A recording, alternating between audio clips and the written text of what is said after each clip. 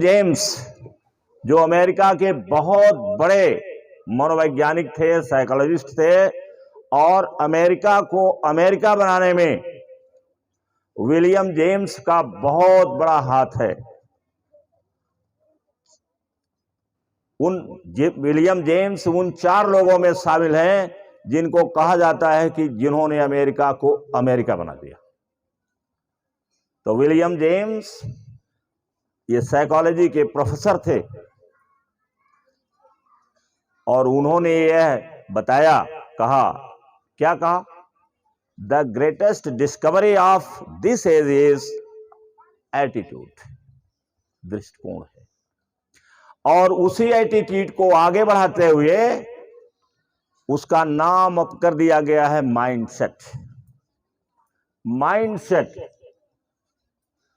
और उसमें और लोग जो बोलते हैं वो पैराडाइम बोलते हैं। पैराडाइम उसी से मिलता जुलता है, हालांकि इसकी मीनिंग अलग है, लेकिन पैराडाइम, और उसी से बना है फिर पैराडाइम शिफ्ट।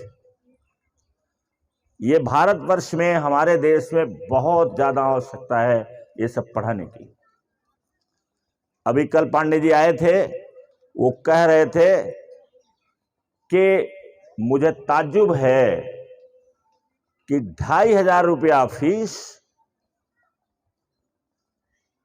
ले रहे हैं और 2,500 बच्चे भी पढ़ रहे हैं वहां, और एक भी बालक या बालिका कैमरा फेस करने के लिए उनके यहां तैयार नहीं है। कह रहे थे ये क्या पढ़ाते हैं। अब जिस दिन हमारा, वो कह रहे थे जिस दिन मीडिया से बात होगी मैं उस दिन सब खोल करके बता दूंगा।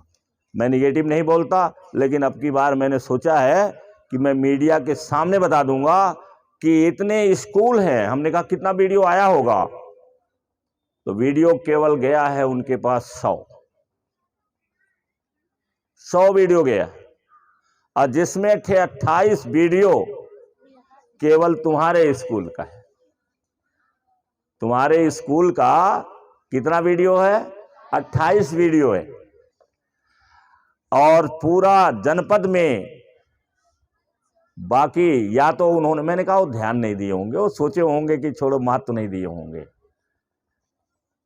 तो कह रहे थे कि जब वो महत्व देना नहीं दिए तो एक मेरे पास भेजे क्यों, और एक भेजे हैं, एक ही तो कहा था उन्होंने, 28 थोड़े कहा था, एक ही कहा था उन्होंने कि वीडियो बना के भेजिए।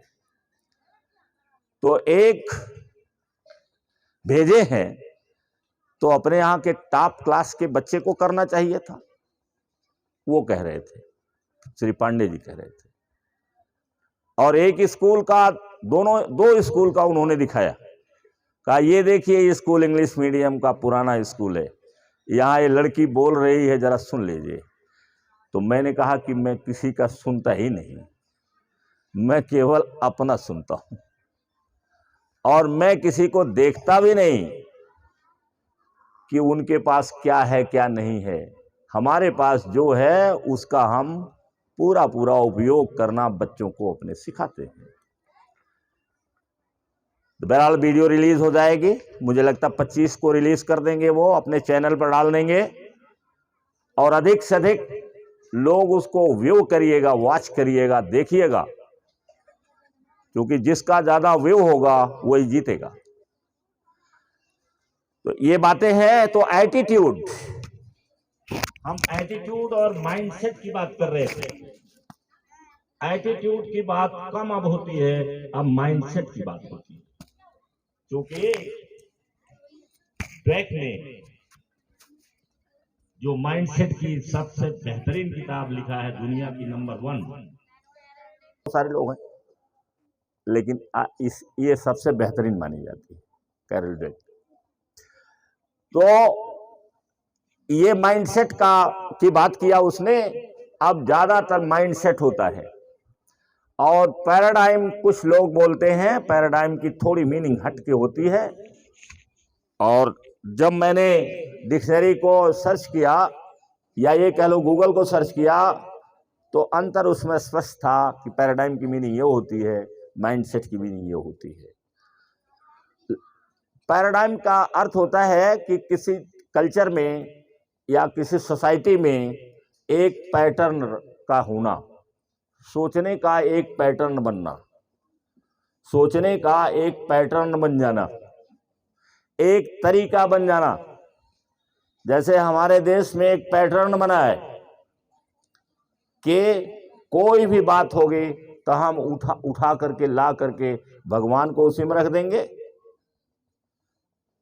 या किसी और को रख देंगे। ये हमारा एक पैराडाइम है।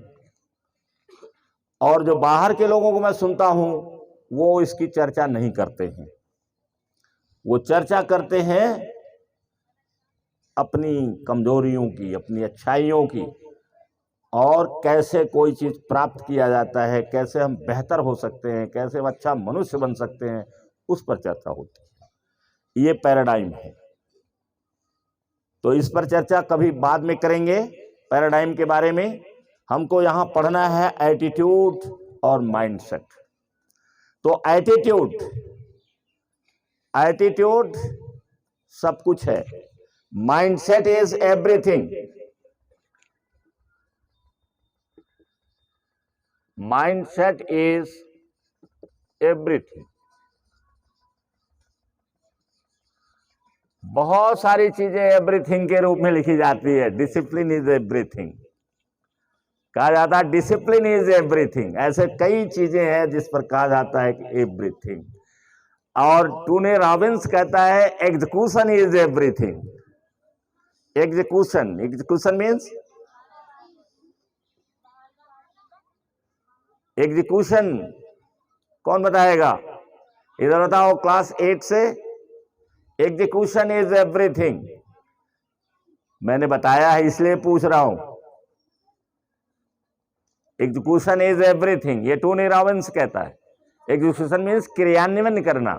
जैसे आप पढ़ते हैं, सुनते हैं, लिखते हैं, अब आप अगर उसको एग्जीक्यूट नहीं करेंगे, आप उसको क्रियान्वित नहीं करेंगे, तो उसका कोई माने नहीं है।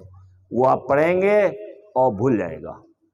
जब तक हम क्रियान्वयन नहीं करेंगे, ड्रीम हम बहुत बड़ा देखेंगे लेकिन हम क्रियान्वित नहीं करेंगे, तब तक उस ड्रीम का कोई मतलब ही नहीं है। वो ड्रीम में रह जाएगा, उसका कोई अर्थ ही नहीं निकलेगा। तो वो कहता है कि एग्जीक्यूशन इज एवरीथिंग। कोई कहता है डिसिप्लिन इज एवरीथिंग, और कोई कहता है माइंडसेट इज एवरीथिंग। तो माइंडसेट एवरीथिंग है, तो माइंडसेट पर आज चर्चा हमें करना है। माइंडसेट है, आपने ये सब जान लिया, ये पांचों जो आपके जो आपको मोटिवेट करते हैं, 5 चीजें, उन 5 चीजों पर माइंडसेट की बात है। उदाहरण कल मैंने दिया था और 2 खिलाड़ियों का दिया था और एक वैज्ञानिक का दिया था, जो दुनिया का सबसे बड़ा आविष्कारक कहा जाता है। क्या नाम उसका है? थॉमस अल्वा एडिसन, उसका दिया था। और आपको 2 खिलाड़ियों का दिया था।